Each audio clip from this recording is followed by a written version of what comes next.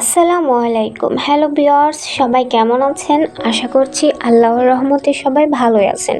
আপনারা অনেকেই জানেন আমি খুবই অসুস্থ ছিলাম।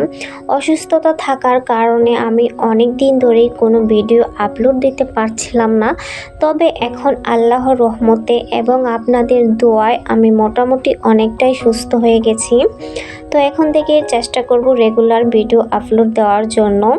আজকে আমাদের দিকে অনেক বৃষ্টি হচ্ছিল। বৃষ্টির কারণে বাচ্চারা ঘরে বসে থাকতে থাকতে অনেকটাই বোরিং হয়ে গেছে। তাই তাদের মন ভালো করার জন্য আমি বিকালের নাস্তায় তৈরি করে ফেললাম মজাদার পাস্তাগুলো আগে থেকেই আমাদের ঘরে কিনে আনা হয়েছিল। সেই পাস্তাগুলোই আমি এখন রান্না করব। তো যারা যারা পাস্তা খেতে পছন্দ করেন অবশ্যই আমার ভিডিওটা সম্পূর্ণ দেখবেন।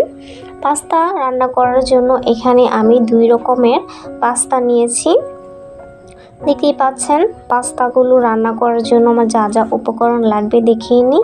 এখানে আমি শুকনো মরিচ কুচি নিয়েছি, পেঁয়াজ কুচি নিয়েছি।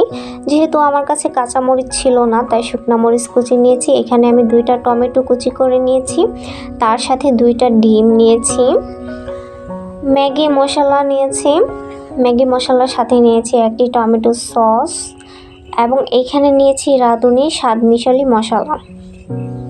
তো খুবই অল্প উপকরণে আমি পাস্তাটা রান্না করব ঘরোয়াভাবে। তো পাস্তা রান্না করার আগে কিন্তু পাস্তাগুলোকে সিদ্ধ করে নিতে হবে, ঠিক যেমনটা নুডলস আমরা সিদ্ধ করে নিই ঠিক সেভাবেই। তো এখানে আমি একটা কড়াইয়ে কিছু পানি দিয়ে ঢাকনা দিয়ে ঢেকে রেখেছি। পানিটা যখন বলক চলে আসবে তার মধ্যে আমি ওই পাস্তাগুলো দিয়ে দিব। বেশিক্ষণ লাগবে না সিদ্ধ হতে, 2 থেকে 3 মিনিটের মধ্যে সিদ্ধ হয়ে যাবে। তো এখানে হালকা পরিমাণে লবণ দিয়ে দিলাম যাতে পাস্তাটা খুবই তাড়াতাড়ি সিদ্ধ হয়ে যায়।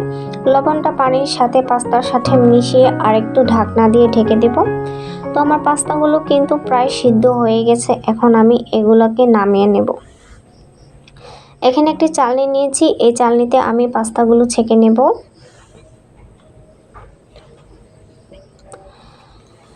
তো এখন নুডলসের মতো করে পাস্তাগুলো ধুয়ে নিতে হবে। তো পাস্তাগুলো আমি ধুয়ে নিচ্ছি পরিষ্কার পানি দিয়ে। এখন আমি আরেকটা কড়াই নিয়েছি, চুলায় একটা কড়াই বসিয়ে তার মধ্যে রেগুলার খাবার তেল অথবা সয়াবিন তেল দিয়ে দিলাম পরিমাণ মতন। এর মধ্যে শুকনো মরিচ কুচি দিয়ে দিলাম প্রথমেই। মরিচগুলো একটু ভেজে নেব। মরিচটা একটু হয়ে আসলেই তার মধ্যে পেঁয়াজ কুচি দিয়ে দিব। এখন ভালোভাবে পেঁয়াজ মরিচ একসাথে কিছুক্ষণ ভেজে নেব। এর মধ্যে স্বাদ মতন লবণ দিয়ে দেব। লবণটা অবশ্যই পরিমাণ মতন দিবেন। তো পেঁয়াজটা একটু লাল লাল করে ভেজে নিয়েছি। এখন এর মধ্যে যেই ডিম 2টা আমি নিয়েছিলাম সেই ডিমগুলো দিয়ে দিলাম। তো ডিমটা খুবই ভালোভাবে পেঁয়াজ মরিচের সাথে মিশিয়ে নেব এবং খুবই ভালোভাবে এটাকে ভেজে নেব। তো এভাবে খুরচুন দিয়ে গুটিয়ে গুটিয়ে কুচি কুচি করে নিতে হবে ডিমগুলোকে। তো এখন ডিমের মধ্যে আমি কিছুটা পরিমাণে ম্যাগি মশলা দিয়ে দিচ্ছি, তাহলে গ্রানটা আসবে আর খেতে অনেকটা ভালো লাগবে। তো এভাবে করে ডিম কিন্তু আপনারা গরম ভাতের সাথেও খেতে পারেন, যেমনটা আমি দেখতে পারছেন এখন ভিডিওর মধ্যে।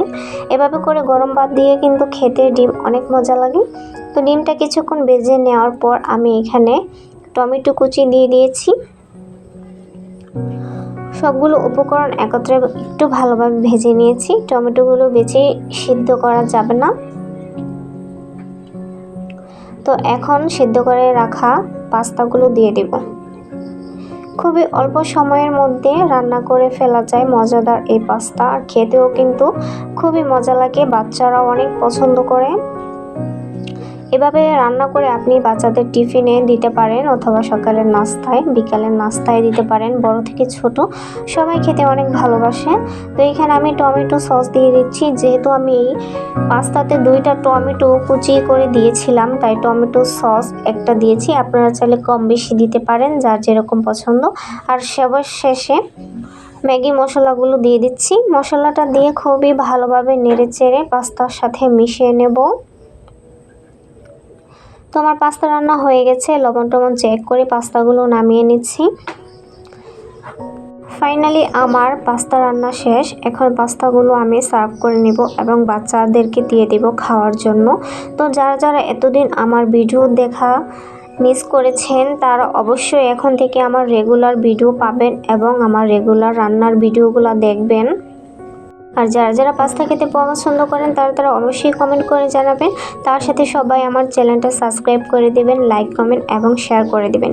আপনারা সবাই আমার পাশে থাকবেন, আমি যেন খুবই ভালোভাবে সামনের দিকে এগিয়ে যেতে পারি। সবাই আমার জন্য দোয়া করবেন যাতে আমি আরেকটু সুস্থ হয়ে যেতে পারি। তো আজকের ভিডিওটা এই পর্যন্তই, দেখা হবে অন্য কোনো ভিডিও নিয়ে। সবাই সেই পর্যন্ত ভালো থাকবেন। তো পাস্তা খেতে খেতে সবার থেকে বিদায় নিচ্ছি। আল্লাহ হাফেজ।